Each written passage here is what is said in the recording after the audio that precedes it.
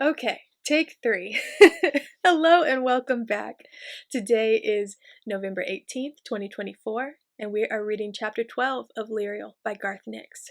And I'm going to get right into reading today because after this, I have to go mow the lawn for the last time this year.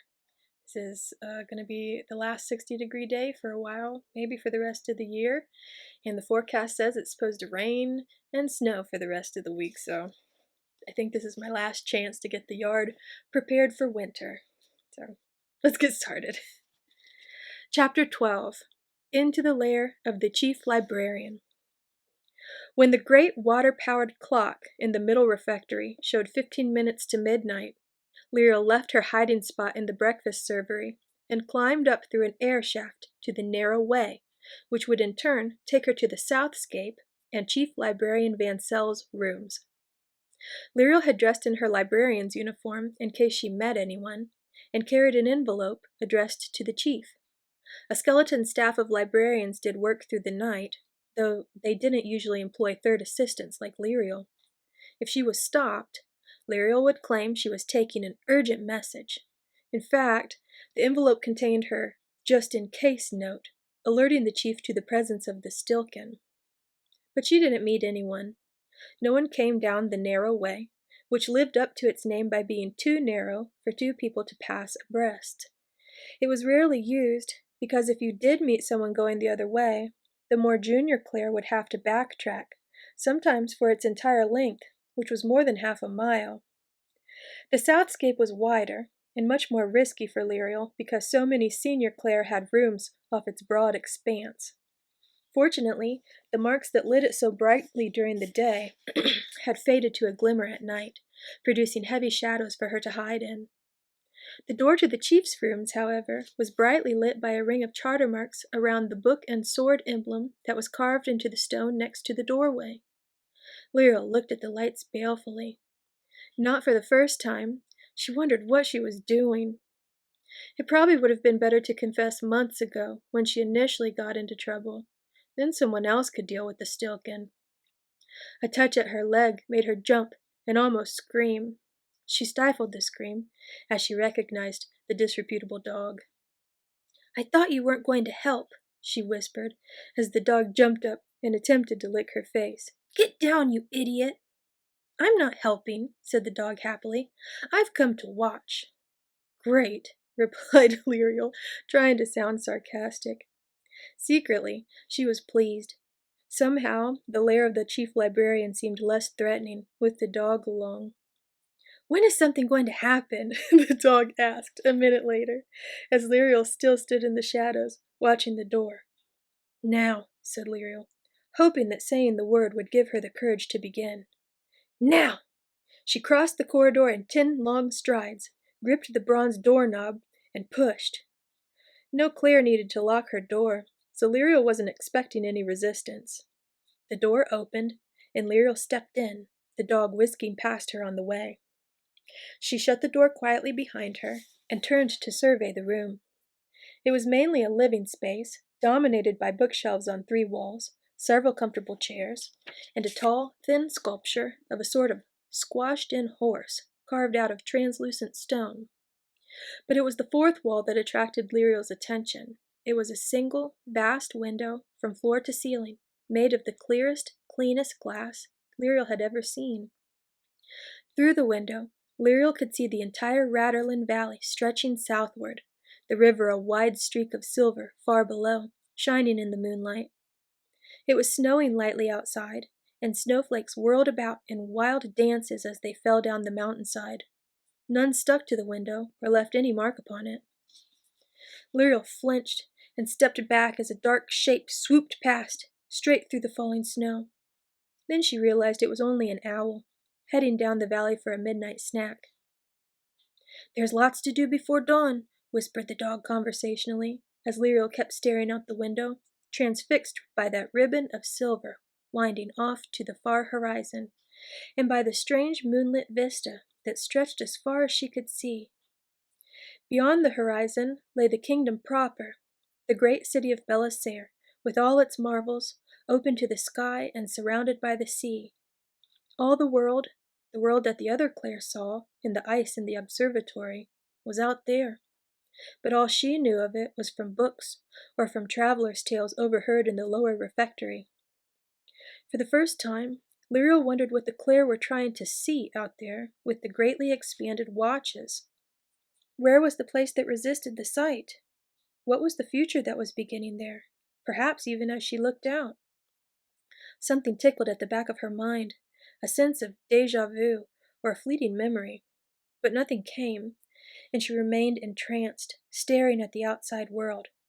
"A lot to do," repeated the dog, a little louder. Reluctantly, Lirael tore herself away and concentrated on the task at hand. The chief's bedroom had to be beyond this room, but where was the door? There were only the window, the door leading outside, and the bookshelves. Lirael smiled as she saw that the end of one shelf was occupied by a door handle rather than tightly packed books. Trust the chief to have a door that doubled as a bookshelf. "The sword is on the stand just to the left," whispered the dog, who suddenly seemed a bit anxious. "Don't open the door too much."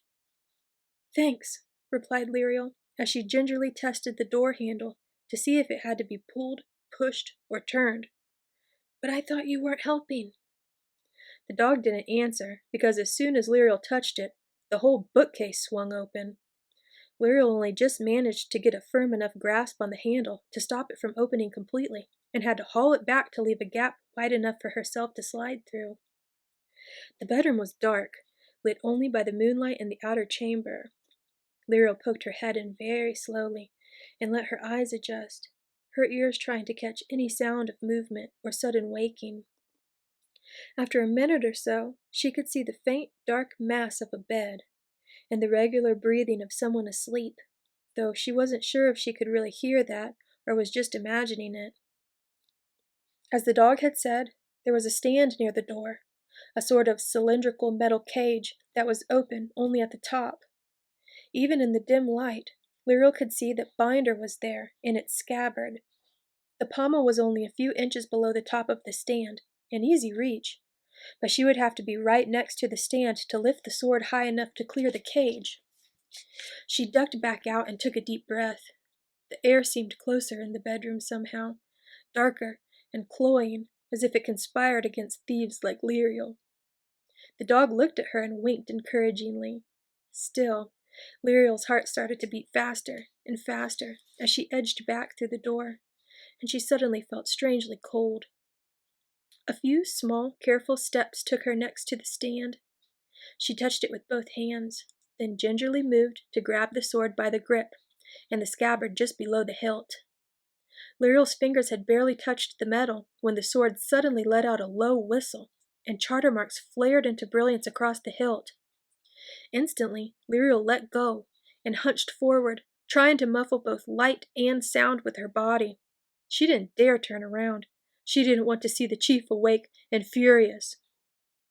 But there was no sudden shout of outrage, no stern voice demanding to know what she was doing. The red blur in front of her eyes faded as her night vision returned, and she cocked an ear to try and hear anything above the steady drumbeat of her own heart. Both whistle and the light had lasted no more than a second, she realized. Even so, it was clear that Binder chose who would or would not wield it. Lirael thought about this for a moment, then bent down and whispered, so low that she could hardly hear it herself. "Binder, I would borrow you for this night, for I need your help to bind a Stilken, a creature of free magic.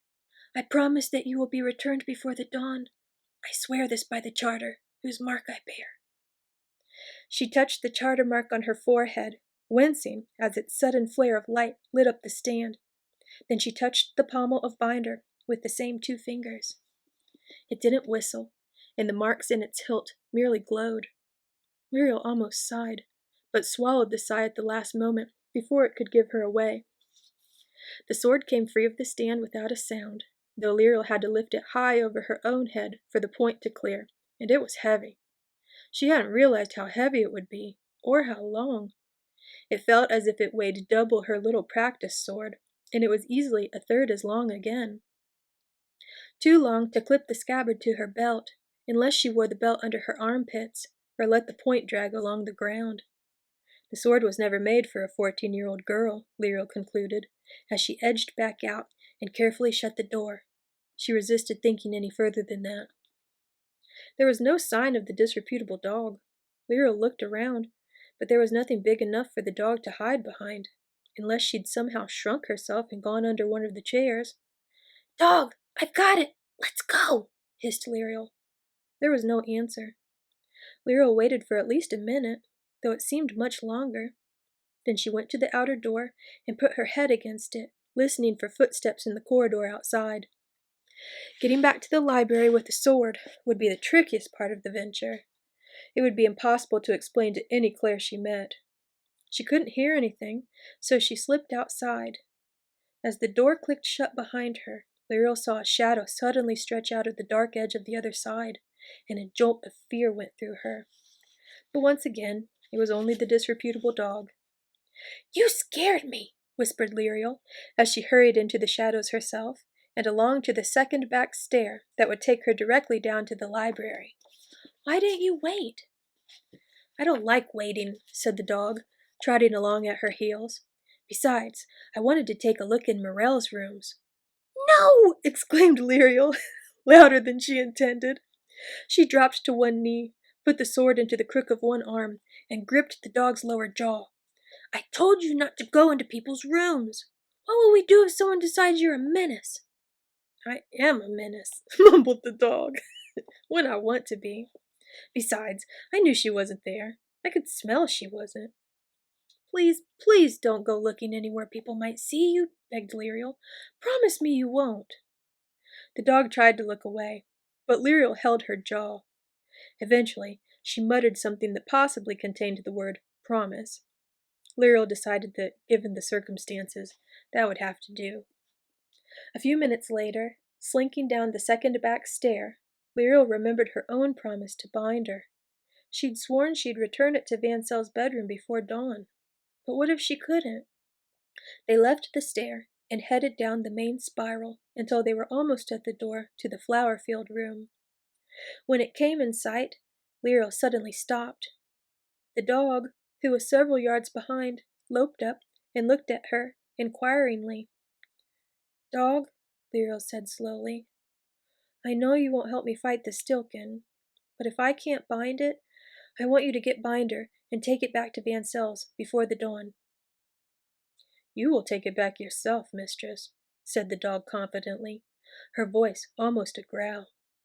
Then she hesitated and said in a softer tone, "But I will do as you ask, if it proves necessary. You have my promise." Lirael nodded her thanks, unable to speak. She walked the final 30 feet to the door. There, she checked that the clockwork mouse was in her right waistcoat pocket and the small silver bottle in her left. Then she unsheathed Binder, and for the first time, held it as a weapon, on guard. The charter marks on the blade burst into brilliant fire as they sensed the foe, and Lirael felt the latent strength of the sword's magic. Binder had defeated many strange creatures, she knew, and this filled her with hope, until she remembered that this was probably the first time it was being wielded by a girl who didn't really know what she was doing. Before that thought could paralyze her, Lirael reached out and broke the locking spell on the door. As the dog had said, the spell had been corroded by free magic. A corrosion so fierce that the spell broke apart merely at her touch and a whispered command. Then she waved her wrist. The emeralds of her bracelet flashed, and the door groaned open. Lirael braced herself for the sudden rush of the Stilken's attack, but there was nothing there. Hesitantly, she stepped through the doorway, her nose twitching, seeking any scent of free magic, her eyes wide for the slightest hint of the creature's presence. Unlike on her earlier visit, there was no bright light beyond the corridor, just an eerie glow, a charter magic imitation of moonlight that reduced all colors to shades of gray. Somewhere in that half-darkness, the Stilken lurked. Lirael raised the sword higher and stepped out into the chamber, the flowers rustling under her feet. The disreputable dog followed 10 paces behind, every hair on her back stuck up in a ridge, a low growl rumbling in her chest. There were traces of the stilken here, but no active scent.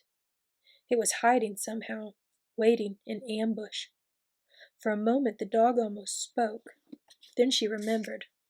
Lirael must defeat the stilken alone.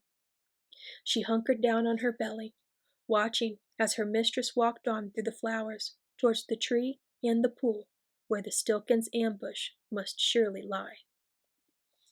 And that is the end of chapter 12. I hope you enjoyed that reading. I will post chapter 13 tomorrow evening at 8 p.m. Eastern Standard Time. And until then, I hope you have a great rest of your day. Stay warm, eat something good, take care, and as always, may your magic manifest. Bye.